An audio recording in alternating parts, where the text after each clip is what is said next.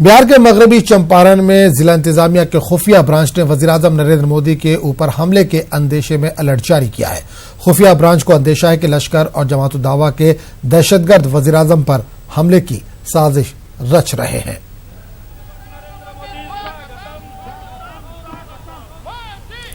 और इस पूरे मामले पर बात करने के लिए हम सीधे रुक करेंगे बिहार, जहां समा नुमाइंदे आनंद अमृतराज इस वक्त फोन लाइन के जरिए जुड़ रहे हैं। आनंद, खबर आई है मगरबी चंपारण से जहां अलर्ट जारी किया गया पीएम मोदी को लेकर, उनको खतरा बताया जा रहा है, क्या जानकारी है? आज वाल्मीकि नगर रामनगर वो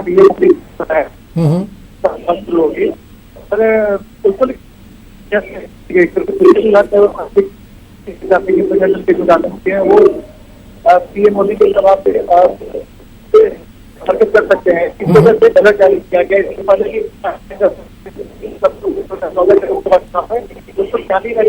हुआ था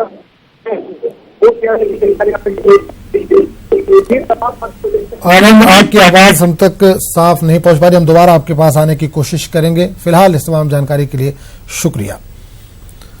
आगे बढ़ेंगे। वजीर-ए-आजम नरेंद्र मोदी ने यूपी के प्रतापगढ़ में चुनावी रैली से खिताब किया। वजीर-ए-आजम ने कांग्रेस को निशाना बनाया। वजीर-ए-आजम ने प्रियंका गांधी के बीजेपी के वोट काटने वाले बयान का जिक्र करते हुए कांग्रेस का मजाक उठाया। बहनों, इन महामिलावटी लोगों की यही सच्चाई है। साथियों, ये वंशवादी ऐसे हैं जिनका झूठ कभी न कभी सामने आ ही जाता है। इसके लिए सबूत खोजने की जरूरत नहीं पड़ती। सोचिए, जो पार्टी पहले चरण के मतदान से पहले खुद को प्रधानमंत्री पद के दावेदार बता रही थी, वो ये मानने लगी है कि हम तो यूपी में सिर्फ वोट काटने के लिए चुनाव लड़ रहे हैं, वोट कटाऊ पार्टी बन गए हैं। कांग्रेस का कितना पतन हो गया है, ये इसका जीता जागता सबूत है। और एक बार फिर रुख करेंगे बिहार का, जहां पर मगरबी चंपारण जिला इंतजामिया ने अलर्ट जारी किया है पीएम को लेकर कि उनके ऊपर हमला हो सकता है या अटैक हो सकता है, इस तरह की खबरें आ रही हैं। इस ताल्लुक से बात करेंगे अपने नुमाइंदे, इस वक्त हमारे साथ आनंद फिर से जुड़ गए।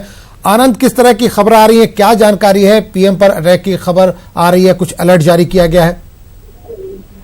देखिए, आज कुछ दिन पहले यहाँ पे नेपाल के बॉर्डर पे, जहाँ रामनगर में नरेंद्र मोदी की सभा होने वाली है, वहाँ पे कुछ साल पहले नेपाल से एक इंडियन मुजाहिदीन का सीबी का आतंकी था तहसीन अख्तर, उसे गिरफ्तार किया गया था। उसके बाद ऐसी आशंका जाहिर की जा रही है कि उसके स्लीपर सेल के लोग भी इस एरिया में मौजूद हो सकते हैं।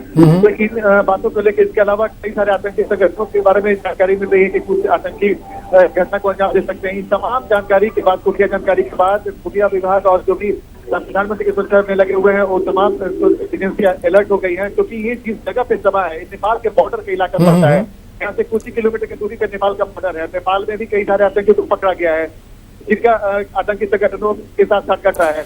बिल्कुल आनंद, एक चीज जानना चाहेंगे कि इस अलर्ट के बाद, इस जानकारी के बाद, क्या पीएम के शेड्यूल में कुछ चेंजेस किए गए हैं?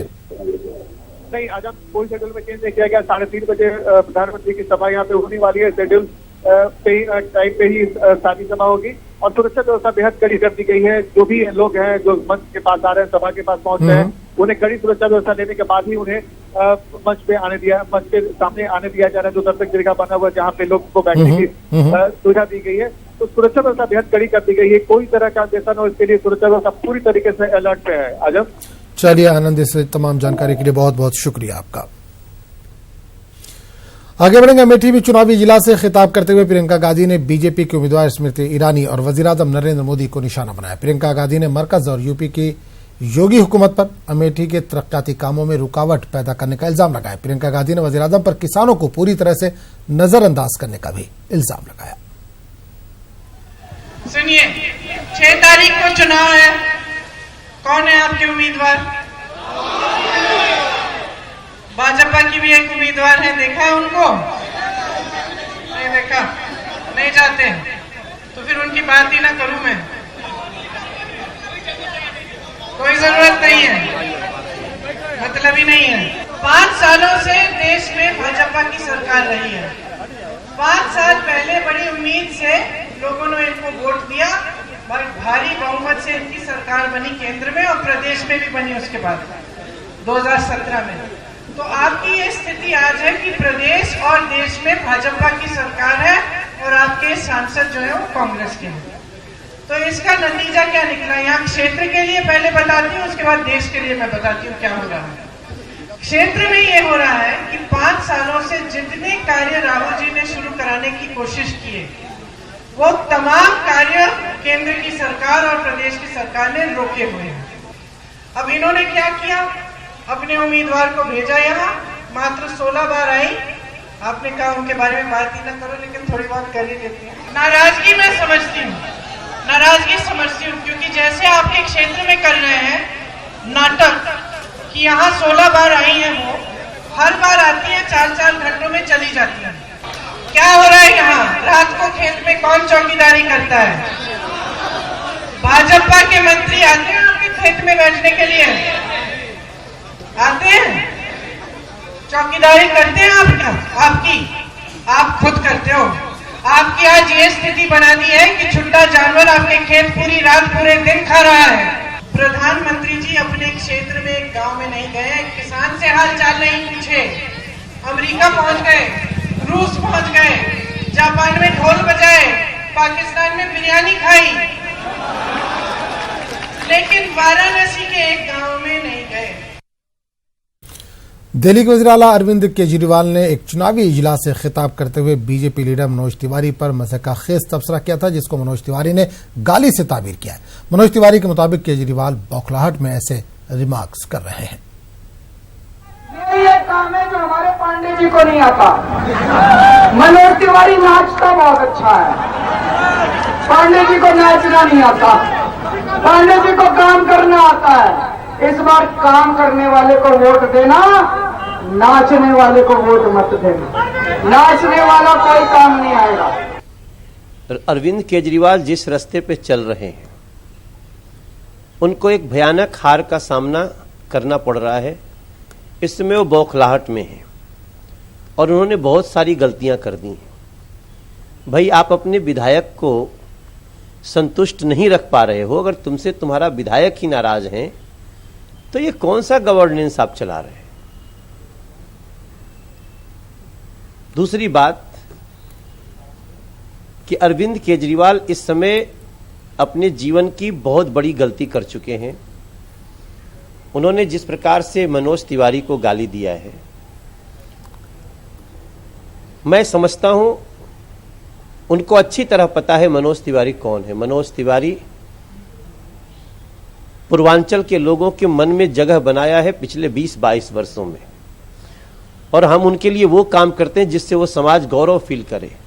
और हम लोग पूरे समाजों को, अलग अलग समाजों को, जो देश के अन्य लोग हैं, उनको हम लोग बहुत हृदय से जोड़ के चलते हैं। ये पूर्वांचल समाज की पहचान है। लेकिन अरविंद केजरीवाल ने मुझे गाली दे करके वो सीधे सीधे उन्होंने पूर्वांचल समाज का अपमान किया है।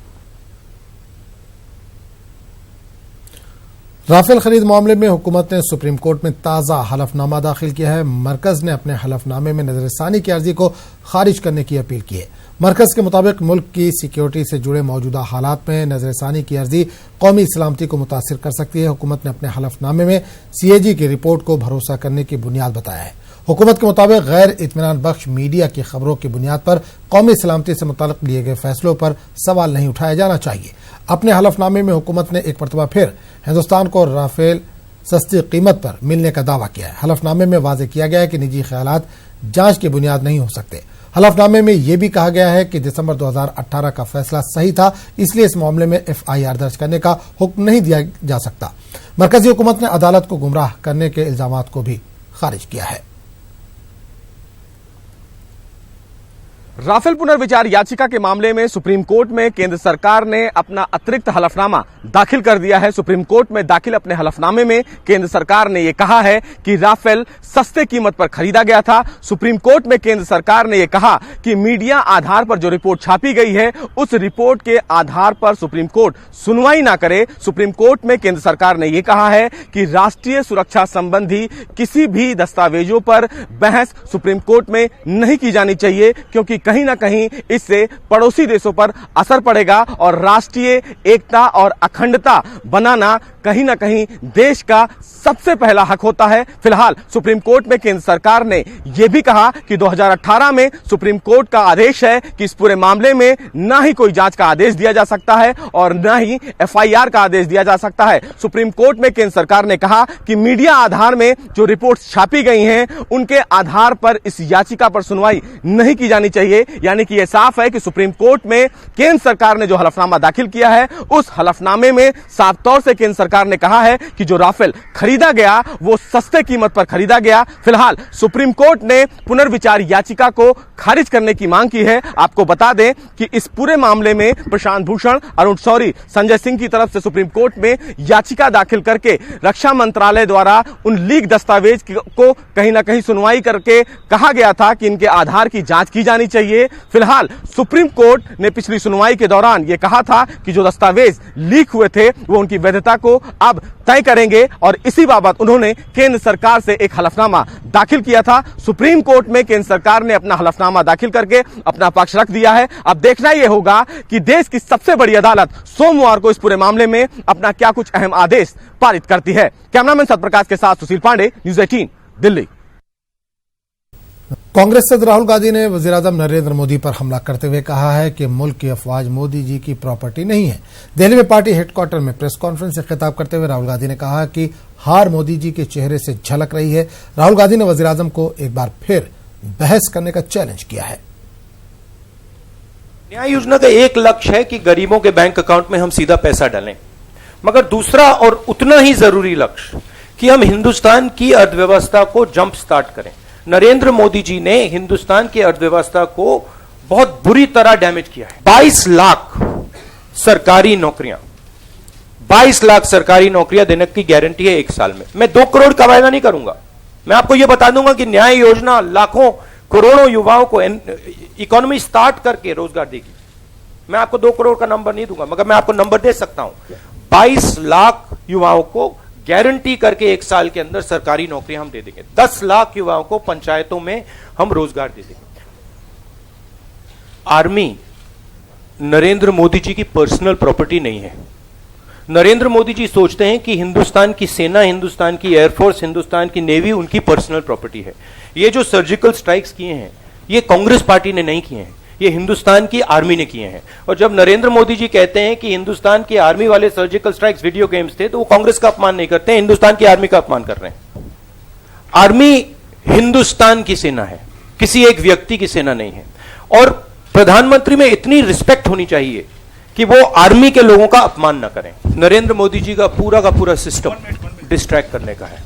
अब हम उनके साथ 4-5 चुनाव लड़ चुके हैं, गुजरात, कर्नाटक, मध्य प्रदेश, राजस्थान, छत्तीसगढ़। जैसे ही नरेंद्र मोदी जी को लगता है कि वो जीत नहीं रहे हैं तो वो कुछ ना कुछ नया, जैसे गुजरात में सी प्लेन किया था उन्होंने, कुछ ना कुछ नया सी प्लेन निकाल के चालू कर देते हैं।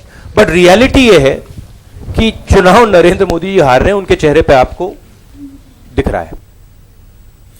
राहुल गांधी ने दिल्ली में मुनक्किद प्रेस कॉन्फ्रेंस में न्यूज़ 18 के सवाल का जवाब देते हुए कहा कि मसूद अजहर एक दहशतगर्द है। मसूद अजहर को किसने छोड़ा? हम दहशतगर्दों को नहीं छोड़ते। बीजेपी समझौता करती है लेकिन हम नहीं करते। नहीं, देखिए, Azhar Masood is a terrorist and the strictest of action should be taken against him. उसको वहां भेजा किसने? वो आज मतलब ये टेररिस्ट नियुक्त हो रहा है, उसको भेजा किसने वहां? वो पाकिस्तान पहुंचा कैसे? उसको क्या कांग्रेस पार्टी ने पाकिस्तान भेजाया? कैसे गया था वो वहां? किस सरकार ने टेररिज्म से नेगोशिएट करके, किस सरकार टेररिज्म के सामने झुककर उसको वापस किसने भेजा? कांग्रेस ने तो नहीं भेजा। तो रियलिटी है, बीजेपी कॉम्प्रोमाइज करती है। कांग्रेस ने ऐसा काम कभी नहीं किया, किसी टेररिस्ट को वहां पाकिस्तान नहीं भेजा, कांग्रेस पार्टी ने कभी नहीं भेजा और ना कभी भेजा। BJP leader GVL Narasimha Rao ने कांग्रेस सदर राहुल गांधी पर निशाना साधते हुए कहा कि राहुल गांधी को दहशतगर्दों से हमदर्दी क्यों है। जीवीएल नरसिम्हा राव ने हमारे नुमाइंदे पवन से खास बातचीत की। इन्होंने मजीद और क्या कुछ कहा, आइए आपको सुनाते हैं। राहुल गांधी ने एक बार फिर से प्रेस कॉन्फ्रेंस करके नरेंद्र मोदी के ऊपर हमला बोला है। हमारे साथ बातचीत करने के लिए हैं बीजेपी के राष्ट्रीय प्रवक्ता और राज्यसभा सांसद जीवीएल नरसिम्हा राव। सर, राहुल गांधी कह रहे हैं कि बीजेपी को हमने हरा दिया है, बीजेपी ध्वस्त हो गई है। अब देखिए, राहुल गांधी आजकल कई वीडियो गेम्स खेल रहे हैं, तो उसमें इन्होंने भाजपा हराने का भी, भाजपा का भी कोई वीडियो गेम बनाया होगा, उसमें बार बार जा करके हराया करके मजा ले रहे होंगे। देश की जनता इस बार 2014 से बड़ी जीत भारतीय जनता पार्टी को माननीय प्रधानमंत्री जी मोदी जी के नेतृत्व में दे रही है। और कांग्रेस पार्टी का ये हाल हुआ, राहुल गांधी खुद मैदान से भाग गए हैं। अमेठी से हजारों मील दूर वायनाड में जाकर चुप करके चुनाव लड़े थे। परिवार कांग्रेस के भविष्य को लेकर चिंतित है, ये इनकी चेहरों पर साफ साफ लिखा हुआ है। तो थोड़ा गंभीर होने के लिए कभी कभी महाभारत में उत्तर कुमार जैसे राहुल गांधी बड़े बड़े दावे और बयान देते हैं। सर, राहुल गांधी आज भी लगातार चौकीदार चोर है का जिक्र कर रहे थे। उन्होंने जो सुप्रीम कोर्ट में जो मामला चल रहा है उसको लेकर भी कहा कि मैंने कोर्ट से माफी मांगी है, बीजेपी से नहीं। अब देखिए, कोर्ट हमारे याचिका के आधार पर, याचिका डालने वाले कौन थे? हमारे सांसद मीनाक्षी लेखी। उसके आधार पर हमने उनकी झूठ को पकड़ा, उसको उजागर किया, कोर्ट के सामने उसको रखा, तथ्यों को रखा, उसके आधार पर उनको माफी मांगनी पड़ रही है। तो जरूर ये उनके लिए इससे बड़ी फेस लॉस कभी कांग्रेस के अध्यक्ष के लिए नहीं हुआ होगा। अब देखिए, राहुल गांधी को और परिवार को लगता है सभी एजेंसियां और सभी संवैधानिक संस्था उनके लिए, परिवार के लिए काम करना चाहिए। बट लेकिन लोकतंत्र में हर संस्था अपने लिए काम करती है, उनके अधिकारों के आधार पर और उनके दायित्व के आधार पर काम करती है। अब देखिए, मसूद अजहर को पकड़ने के बाद, अभी उनको अंतर्राष्ट्रीय आतंकी घोषित करने के बाद कांग्रेस बयान दे रही है, बट लेकिन पहले उनको मसूद अजहर जी करके बुलाते थे। और राहुल गांधी इतने समय तक क्यों चुप थे? 2 दिन पहले जब उनको अंतर्राष्ट्रीय आतंकी घोषित किया था, तभी उनको खुशी जाहिर करनी चाहिए देश को, और प्रधानमंत्री जी को उनको उसी समय उनको कंग्रेचुलेट करना चाहिए था। क्यों नहीं किया? क्या मसूद अजहर के ऊपर पाबंदी लगने के बाद, और कल मसूद अजहर के ट्रैवल पे बैन लग गया पाकिस्तान में, उनके सभी उनके बैंकिंग और उनके फंड्स पर बैन लग गया, उसके बाद कोई खुशी का माहौल नहीं है? ये क्यों? इस प्रकार आतंकियों के प्रति हमदर्दी कांग्रेस को, राहुल गांधी को क्यों है? इसके जवाब देना होगा। उड़ीसा और मगरबी बंगाल में तबाही मचाने के बाद फानी तूफान ने अब अपना रुख बांग्लादेश की तरफ कर लिया है। मगरबी बंगाल में तूफान से बड़े पैमाने पर नादिया और मुर्शिदाबाद में नुकसानात हुए हैं। जगह जगह सड़कों पर दरख्त टूटकर गिरे पड़े हैं, जिनको हटाने का काम चल रहा है। यहां मरकजी और रियासती एजेंसियां हाई अलर्ट पर है, लेकिन अब हालात बेहतर हो चुके हैं। कोलकाता एयरपोर्ट से हवाई खिदमत का सिलसिला शुरू हो चुका है। वहीं उड़ीसा में आए तूफान फानी से अब तक 10 अफराद हलाक हो चुके हैं। पुरी में पुरानी इमारतें और कच्चे मकानों को नुकसान पहुंचा है। फानी तूफान से उड़ीसा के 10,000 गांव और 52 शहर मुतासिर हुए हैं। 11 लाख लोगों को महफूज मुकामात पर मुंतकिल किया जा चुका है। 5,000 शेल्टर होम्स में लोग पनाह लिए हुए हैं।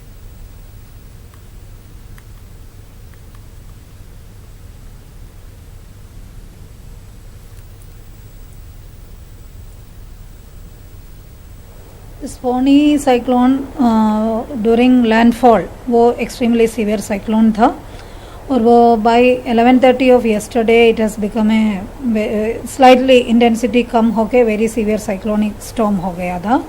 By 8:30 p.m. in the night, it has further reduced in intensity and has become a severe cyclonic storm. And today early morning around 2:30 and all, it has entered Gangetic West Bengal. And by 5:30 of today, it has further decreased in intensity and has become a cyclonic storm.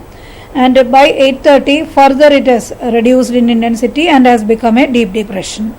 And at present it is lying over this Gangetic Bangladesh and adjoining Gangetic West Bengal. Again it is likely to move and weaken into a depression. and over Bangladesh it will be lying, and that will be for during next 6 hours we are expecting it to reduce in intensity further. ज़्यादा तो नहीं मिला है हम लोगों को नुकसान के बारे में, but at least there had been very heavy rainfall activity, even Orissa as well as West Bengal and all has reported very अच्छा रेनफॉल हुआ है उधर, एंड तेज हवा भी हुआ है. और अभी नॉर्थ ईस्टर्न स्टेट्स में भी वो लोग बोल रहे हैं उधर रेनफॉल है और हवा भी बहुत तेज चल रहा है. झारखंड के बोकारो में फानी तूफान की वजह से बीएसएल की कई क्वार्टर्स की छतें गिर गई हैं. हालांकि किसी तरह का जानी नुकसान नहीं हुआ, लेकिन सेक्टर 12D के क्वार्टर की छत और सीढ़ी धंस गई है. ऐसे में आने जाने का रास्ता बंद हो गया है और इसकी वजह से 4 खानदान के लोग ऊपर के फ्लोर पर फंसे हुए हैं. इसकी जानकारी बीएसएल इंतजामिया को दी गई है, लेकिन अब तक कोई कार्रवाई नहीं की गई है.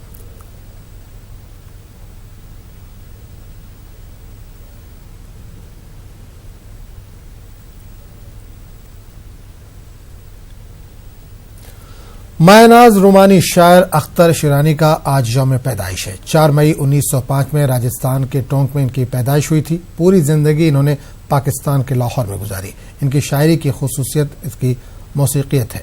देखिए रिपोर्ट.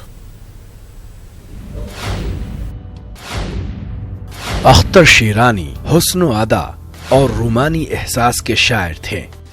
उन्हें बचपन से ही शायरी का बड़ा शौक था. शेर व शायरी को मुस्तकिल मशगला बना लिया. उर्दू शायरी में अख्तर शिरानी पहले रोमानी शायर माने जाते हैं. अख्तर शिरानी टोंक में पैदा हुए.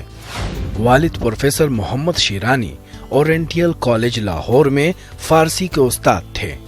तमाम उम्र लाहौर में गुजरी. मुंशी फाजिल का इम्तिहान पास किया.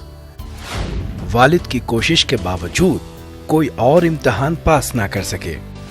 अख्तर शिरानी की शायरी की रूह और बुनियादी खुसूसियत उनकी मौसीकियत और गिनायत है. यही वजह है कि उनकी शायरी में मौसीकी का शदीद तूफान उमड़ता हुआ दिखता है. अख्तर शिरानी की शायरी रोमानियत से भरपूर है, लेकिन वो दुनिया से बेजार नजर आते हैं. ए इश्क कहीं ले चल इस पाप की बस्ती से, नफरत गहे आलम से, लानत गहे हस्ती से, इन नफ्स परस्तों से, इस नफ्स परस्ती से, दूर और कहीं ले चल, ए इश्क कहीं ले चल. अख्तर शिरानी दूसरी जगह कहते हैं, ए इश्क न छेड़ आ के हमें, हम भूले हुओं को याद न कर, पहले ही बहुत नाशाद हैं हम, तू और हमें नाशाद न कर, किस्मत का सितम ही कम नहीं कुछ, ये ताजा सितम ईजाद न कर, यूं जुल्म न कर, बेदाद न कर, ए इश्क हमें बर्बाद न कर. आलम जवानी में ही अख्तर शिरानी को शराब नोशी की लत पड़ चुकी थी, जो आखिरकार जानलेवा साबित हुई. लाहौर में अख्तर शिरानी का इंतकाल हो गया. Bureau report, news 18 Urdu. तो खबरनामे में फिलहाल इतना ही. अगले बुलेटिन में आपसे फिर मुलाकात होगी. आदाब.